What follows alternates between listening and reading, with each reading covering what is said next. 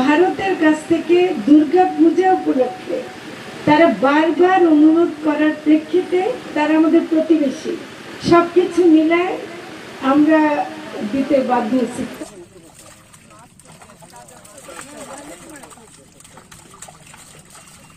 কোন প্রকার অবৈধ জাল উৎপাদনকারী, বিক্রেতা এবং ব্যবহারকারীকে আমরা সহজে ধরতে পারি, কিন্তু উৎপাদনকারী বিক্রেতাদের কোনো প্রকার ছাড় দেওয়া হবে না। আমরা তাদেরকে যেখানে পারি আমরা তাদের বিরুদ্ধে ব্যবস্থা নেব। ভারতে ইলিশ দেওয়ার ব্যাপারটা যেটা হয় সেটা গত বছর 3000 মেট্রিক টনের অনুমোদন দেওয়া হয়েছিল, কিন্তু দিতে পারছে মাত্র 500 মেট্রিক টন গতবার।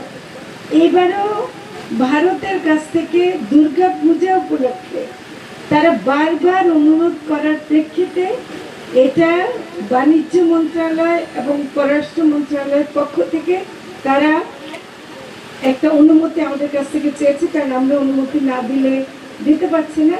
এটার জন্য 1200 মেট্রিক টন দিয়েছে, দাম আগের তুলনায় বাড়িয়ে দিয়েছে। আমার মনে হয় না তারা এত নিতে পারবে। তো এখন দুর্গা পূজার কথা বলছে, বুঝছেন? এখন তারা আমাদের প্রতিবেশী, সবকিছু মিলায় আমরা দিতে বাধ্য হচ্ছি। তবে আমি আজকে শুনে গেলাম আপনাদের এখানেও যেন ইলিশ মাছ আরো পাঠানো যায়, সেটা আমি চেষ্টা করব।